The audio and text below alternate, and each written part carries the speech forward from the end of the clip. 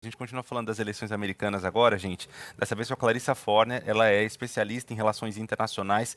Muito bem-vinda, obrigado por topar essa entrevista com a gente aqui no Entre Nós. Eu estava lendo mais cedo alguns analistas aqui no Brasil falando da situação lá nos Estados Unidos, da eleição, e aí estavam discutindo sobre o Donald Trump. A gente sabe que Trump fala alguns absurdos, né? Nunca foi conhecido por ter uma fala polida e civilizada. A gente sabe do que Donald Trump é capaz quando está falando, quando está discursando. Mas alguns analistas estão falando de digressões aleatórias, de falas pesadas, vulgares. Há uma discussão, segundo esses analistas, de uma análise das condições mentais mesmo de Donald Trump. Nos Estados Unidos, isso também vem sendo discutido e que impacto isso pode ter na eleição? Boa tarde, bem-vinda. Boa tarde, muito obrigada. Boa tarde, Juliana, Renan, Eduardo. É um prazer estar aqui. De fato, essa é uma questão que tem sido bastante discutida nos últimos dias, né? Inclusive, eu acho que a gente tem uma espécie de virada, né, no debate, porque eu acho que no início da campanha havia muito o uso desse tipo de discurso, né, das condições mentais, etárias, pela campanha do Trump, quando o candidato era o Biden. E me parece que com a entrada da Câmara na campanha, a gente tem por um lado, né, um processo de esvaziamento da campanha do Trump, né, e com isso, né, por outro, a gente tem também essa virada, né, em que a discussão etária, a discussão das questões, né, até envolvendo as capacidades, né, mentais do presidente, né, passam a ser muito mais ligadas ao Trump, né? Então esse é um debate que de fato tem sido feito e que de certa forma, né, até o Partido Democrata tem explorado, né? Eu me lembro que na semana passada, quando houve aquele incidente, né, da música, né, que o Trump ficou ali 40 minutos dançando até a campanha da Câmara repostou, né, e comentou que esperava que ele estivesse bem. Enfim, né, acho que para mostrar um pouco também como isso tem sido agora, né, revetido também pela campanha democrata. Clarissa, Juliana Rosa, prazer falar com você.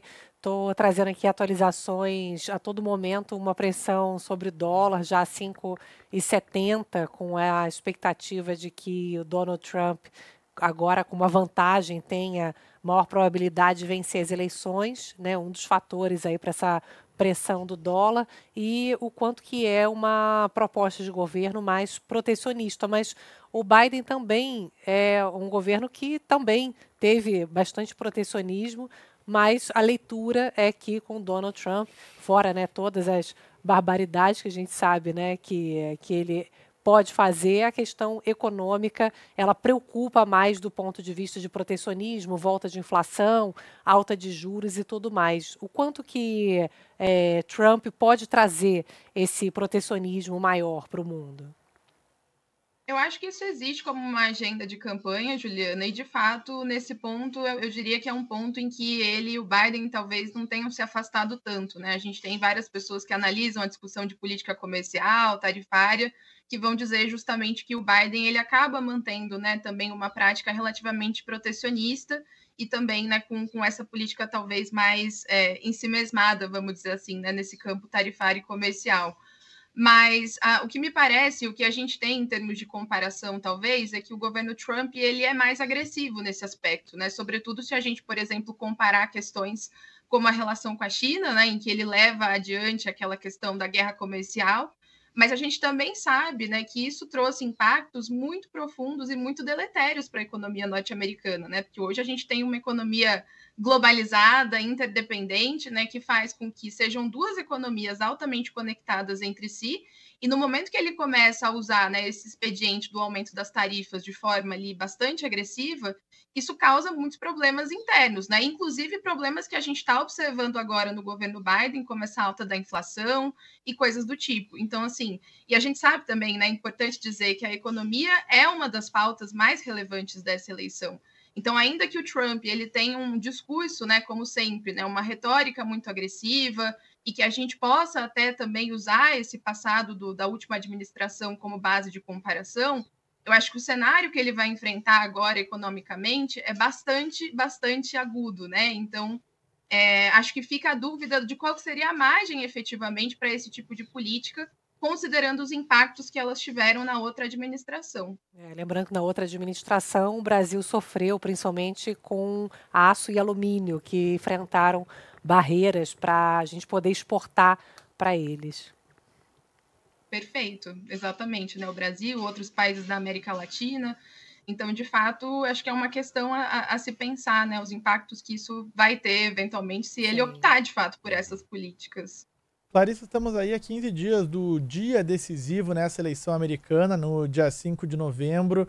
E a gente está vendo um périplo dos candidatos, Donald Trump e a Kamala Harris, nos estados pêndulo, né? Grande discussão agora é para quem fica a Pensilvânia, que é desses swing states, esses colégios eleitorais, esses estados que ora pendem aos democratas, ora aos republicanos, tem o maior número de delegados. Nesses próximos 15 dias, a gente deve continuar a ver do lado democrata os ex-presidentes Bill Clinton e Barack Obama reforçando a campanha de Kamala Harris, enquanto Donald Trump está investindo aí no Elon Musk. E nesses estados principais, o Obama no fim de semana foi a Nevada, a Kamala estava na Geórgia, o Trump está investindo principalmente na Pensilvânia, passou o fim de semana por lá. Esses nomes vão ficar cada vez mais comuns aqui para nós também?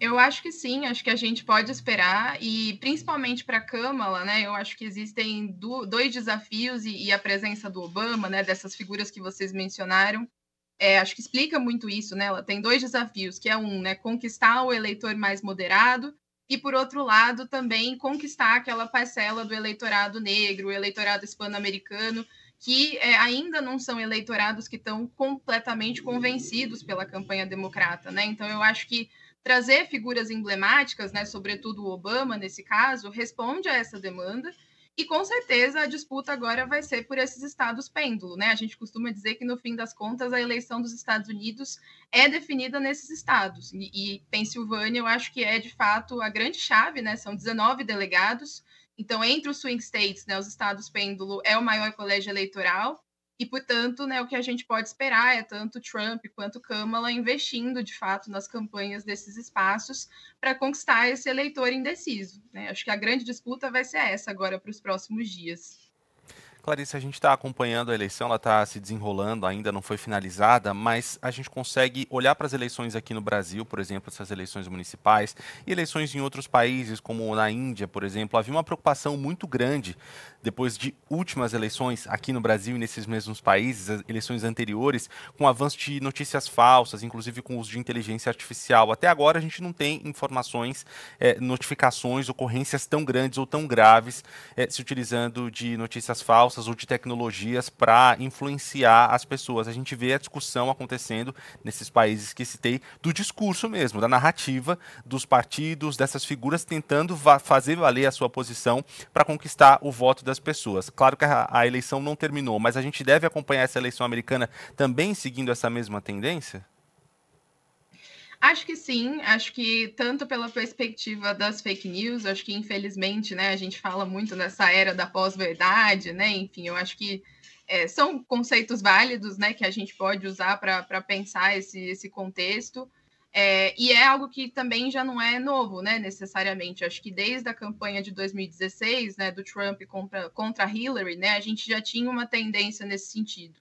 Mas o que eu chamaria atenção também, né, me parece outra coisa que a gente precisa prestar atenção, para além dessa dimensão da desinformação, é também a dimensão da violência política, né, que a gente tem observado também em outras realidades, não só no caso norte-americano, e muitas pesquisas já têm apontado que, no caso da eleição dos Estados Unidos, a gente tem índices bastante intensos, né, de episódio de violência política acontecendo, né, a gente teve os próprios atentados contra a figura do Trump, né? E a gente sabe que esses atentados, de alguma forma, ou episódios mais pontuais de violência, eles têm sido sistemáticos ao longo do país. Então, acho que também, além dessa dimensão da desinformação, é talvez um outro aspecto desse novo contexto que a gente está experienciando, né? Dessa exacerbação de polarização, mas uma polarização que ela não se limita a essa dimensão do diálogo político, e ela, de fato, vai às vias de fato também para a violência. Tem uma coisa interessante aqui, Clarissa, as apostas, aquelas bolsas de apostas online, estão consolidando o favoritismo do ex-presidente Donald Trump, com, por exemplo, aqui, estou olhando aqui vários sites de apostas, mais de 60% apontando as apostas majoritárias aqui para Donald Trump, 30 e poucos, 40% no máximo para Kamala Harris. Mas a candidata democrata, ela é favorita para as apostas de vencedora do voto popular, que não é quem elege o presidente, né? São os colegiados. Ou seja, aqui parece que está muito difícil virar esse jogo. Qual é o tamanho dessa chance, na tua avaliação, Clarissa?